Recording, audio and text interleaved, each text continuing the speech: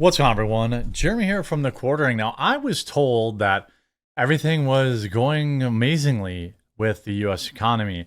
Look at the stock market, they keep saying, which isn't even keeping up with inflation. Look at how high the stock market is for 95% of Americans who don't actually invest in the stock market and know nothing about it, and myself included, by the way. Don't look at us adjusting the job report down by 100,000 jobs. Don't look at the massive closures of various restaurants across the country. Don't look at how little your dollar is worth now due to inflation. Don't look at how the Fed needs to, again, raise rates to keep up with inflation, but they'll probably lower rates, which will tank the stock markets. Don't look at any of that. Just think of joy. The joy that can be brought by voting for Kamala Harris. Well, Dollar General, I don't know what you would call it, like a discount store. Dollar General isn't just like dollar-only items. It's not the dollar store. Dollar General is a store where you can, get a bunch of different stuff that's generally pretty affordable, including most people know it for getting like helium balloons and things of that nature. Well, their shares have cratered by nearly 30%.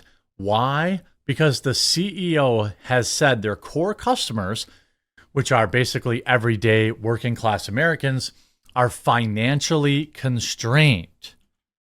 Dollar General shares crater 25% as retailer cuts outlook, blaming financially constrained consumers. By the way, the stock actually dropped at the time of this video 32%. If I look at the 5-day forecast, look at that drop. It cratered on the report and it cratered out throughout the rest of the day.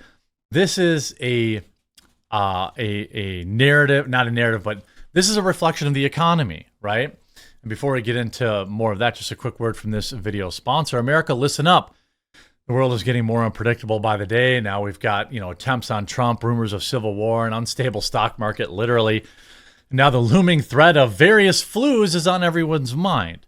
Apparently there's a new bird flu or this, that, or the other, very eerily reminiscent of, not that long ago. Well, the good news is you don't have to be scared. You can be prepared. The wellness company has created a medical emergency kit, and every American home or apartment or wherever you might say should have at least one of these. They're packed with life-saving meds like ivermectin, hydroxychloroquine, antibiotics like amoxicillin, and even a Z-Pack. All of it is backed by experts like Dr. Peter McCullough. Imagine this, no frantic searches for a doctor, no more emergency waiting rooms, just a few clicks and the kit's delivered to your front door.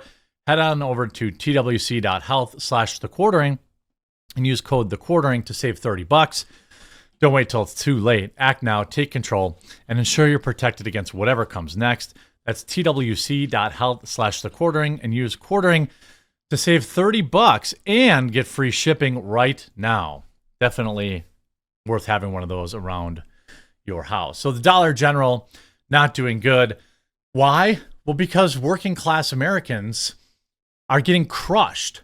Low-income consumers feeling a pinch in the economy are leading to lower than expected sales for Dollar General as the budget-friendly retailer slashed its sales and profit outlook for the year. Its shares sank more than 24% in early trading, which we now know was over 30%. Instead, it expects same-store sales to grow between 1 and 1.6%, a drastic reduction from the 2 to 2.7% it had previously forecast. Look, when times get tough, a lot of these budget-friendly stores, they thrive. That's why when the economy's bad, stocks like Dollar General rise, or, refinancing places, or payday loan places, or all these types of things. When times get tough, they thrive. But when times go beyond tough, okay, when people just don't have the money at all, it doesn't matter if you're an affordable option if somebody has $0 to give you. One of the biggest lies, I think, that is told in the American media, the American press, one of the biggest understatements of the year is that a recession is coming. In my opinion, we are in a recession.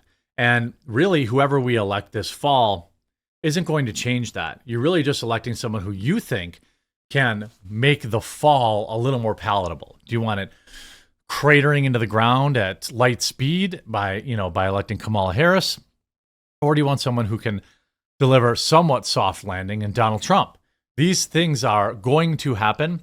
There's been 20 years of our presidents kicking the can down the road, trillions of dollars printed during the coup, and unending terrible financial decisions by the Bidenomics administration.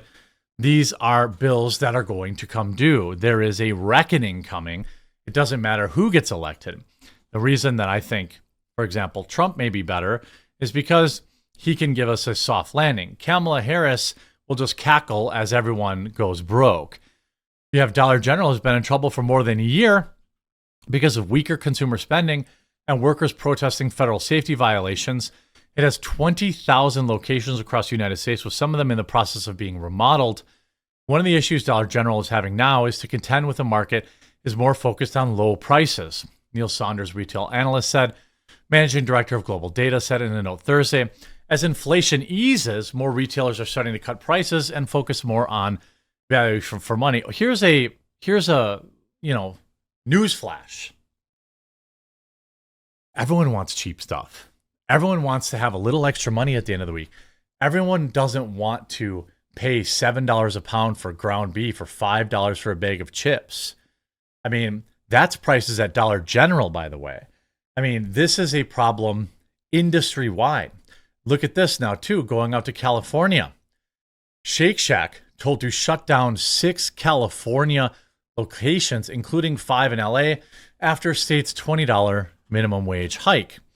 All across the country, you have communist, socialist, Marxist leaders like Gavin Newsom, Kamala Harris, instituting, federally mandated minimum wages, which is a disaster. It has always been a disaster.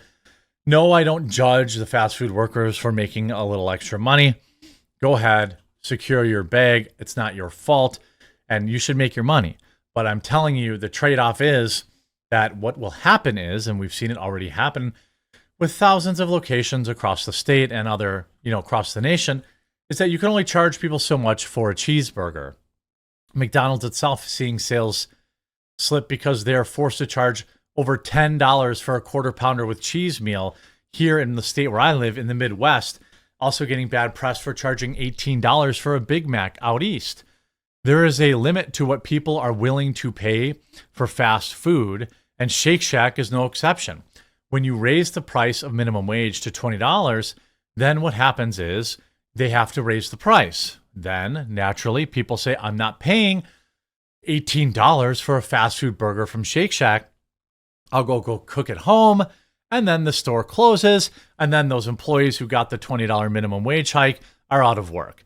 Any moron could understand this absolute basic economic lesson, except Gavin Newsom, except Kamala Harris. The company said the decision was in part due to changes in trade arena. According to its filings, Shake Shack declined to comment further on California's $20 minimum wage law. It's the first time the chain has closed restaurants for the purposes that were not construction related, a spokesperson told the trade business. The first time they've decided to close a restaurant, not because it's expanding. What does that tell you? California's $20 minimum wage hike has forced several major chains, including McDonald's, Burger King, and even low-cost favorite In-N-Out Burger, to jack up prices to offset the higher wages. And again, like I said, what's the next step? Customers say, I'm not paying $25 for an extra value meal, which is hilariously named. I'm not paying $20 for a burger and fries. I will eat at home. I will cook at home. I will go somewhere where it's more affordable. Many, and of course, people then end up cutting hours. Some have fast-tracked more towards automation. This $20 minimum wage thing is a farce. You will be replaced by robots, or you will have your hours cut. So at the end of the week, you don't have as many, your paycheck's lower than it was before. So now you can say, yes, I make $20 an hour, but I only get 14 hours a week instead of 40. So now I have to work 2 more jobs so that I can pay my bills. I'm not saying that there aren't jobs in this industry or in the restaurant industry worth $20, but I don't think working at Shake Shack is. Again, I don't blame the employees for taking the money. Go ahead, but they should be looking for jobs elsewhere, because Shake Shack, McDonald's, Burger King, Pizza Hut, Domino's, they cannot afford to pay their staff $20 an hour without then raising their prices. And they know that the consumer will not be open to paying enormous prices. We've seen that happen with McDonald's and everywhere else. You know, they need more companies. You see, you're closing some stores due to the profitability will hold up in other locations. You're just going to find that those other locations will also see declining sales over time. Just cut your losses and move on to greener pastures. You're going to see basically every location and Steak Shack shut down in the California area and any area pushing these exorbitant minimum wage prices like Washington, or I think it is in Oregon, or Seattle, where they have some insane salary for Uber Eats, and Uber Eats is losing their tail because no one wants to pay $75 to have food delivered. I mean, even I have completely stopped using food delivery services except for the rare occasion because it's insane. The fast food's already expensive. Now I have to pay $5 delivery fee and another $7 to $10 in tip. That's crazy.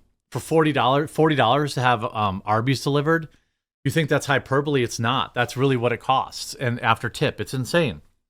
So something's got to give. And what's going to happen is this industry is just going to shrink. I hope you enjoyed this video. I hope you were informed by it. And make sure you check out my live stream tonight at 8 Eastern. We're going to laugh at the Kamala Harris puny 18-minute interview, apparently. And we'll talk to you again real soon.